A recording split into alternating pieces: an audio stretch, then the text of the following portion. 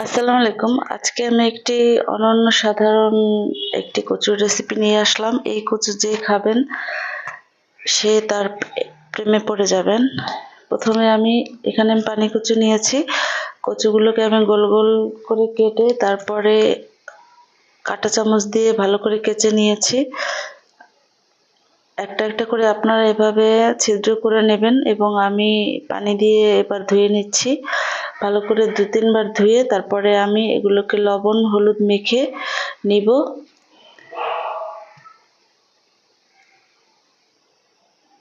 ভালো করে মেখে নেবেন যাতে সব জায়গায় হলুদ আর লবণ পৌঁছে।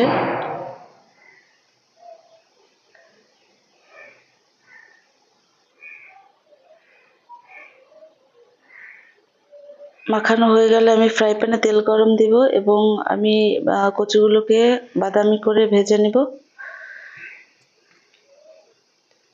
এই কচু যেদিন বাসায় রান্না হয় সেদিন সবাই এত মজা করে খায়। আপনারাও আমার রেসিপি ফলো করে রান্না করে দেখবেন যারা পারেন না, আর যারা করেন তারা রেসিপিটা দেখে নিতে পারেন। একে একে আমি সবগুলো কচু দিয়ে দিচ্ছি এবং এপিঠ ওপিঠ ২ পিঠ সুন্দর করে ভেজে নেব।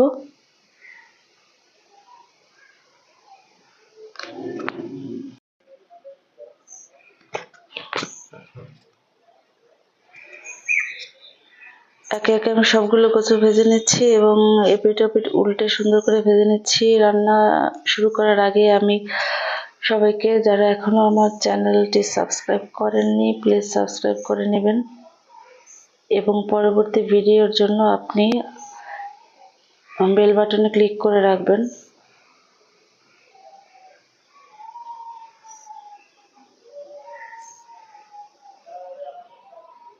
কচু ভাজা হয়ে গেলে আমি একটা একটা করে আরেকটি প্লেটে আমি সেগুলো তুলে রাখবো। দেখতে পাচ্ছেন সুন্দর করে ভাজা হয়ে গেছে।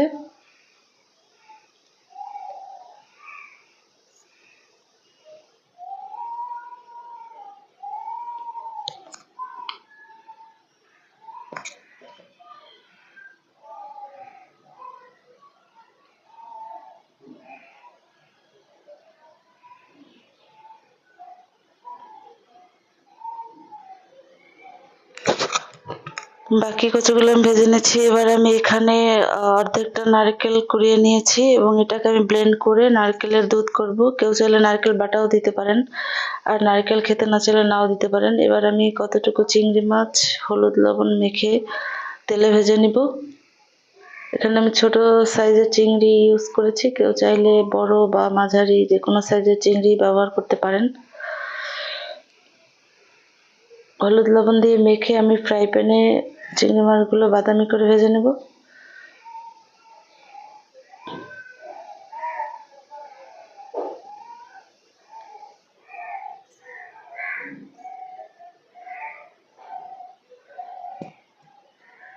কচু আমার অনেক পছন্দের একটি মেনু। যারা পছন্দ করেন তারা অবশ্যই রান্নাটি দেখবেন এবং কেমন হলো জানাবেন। দেখতে পাচ্ছেন চিংড়ি মাছটি সুন্দর করে ভাজা হয়ে গেছে। এবার আমি নারকেলগুলো ব্লেন্ড করে নিয়েছিলাম, সেটা আমি পানি দিয়ে হালকা একটু গরম পানি দিয়ে দুধ বের করে নিব। এবার আমি মশলা কষতে দিব ফ্রাই প্যানে।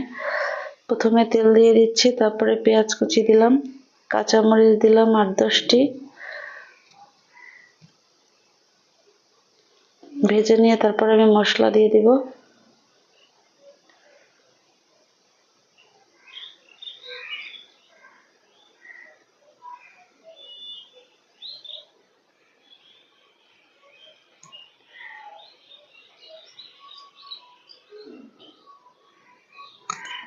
খুব অল্প মশলা, এটা একটি মজাদার রান্না। পেঁয়াজ ভাজা হয়ে গেলে আমি নারকেলের দুধটি ছাঁকনি দিয়ে ছেঁকে দিয়ে দিলাম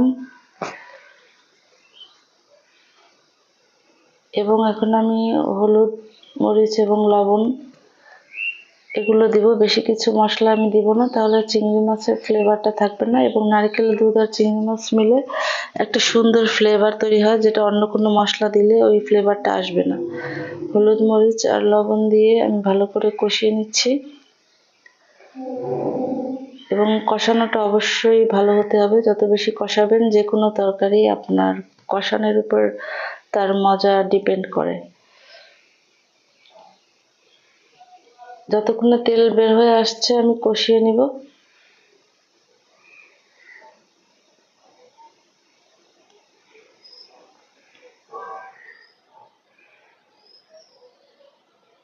কষানো হয়ে গেলে আমি বাকি নারকেলের দুধটুকু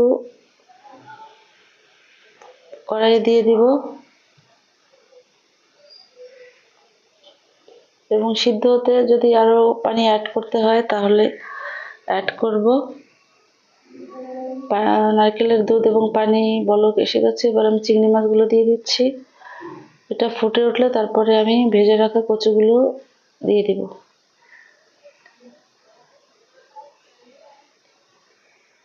এবার কচু সেদ্ধ হওয়ার জন্য আমি ঢাকনা দিয়ে কড়াইকে ঢেকে দিব যতক্ষণ না এটা সেদ্ধ হয়, এবং এটা মিডিয়াম আঁচে সেদ্ধ করে নিব।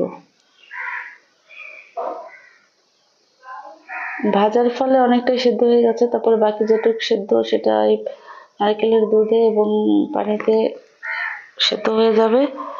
এবং কচু সেদ্ধ না হলে অবশ্যই খেতে ভালো লাগবে না, তাই পরিপূর্ণ সেদ্ধ হওয়ার জন্য আমি একে ঢাকনা দিয়ে দিচ্ছি।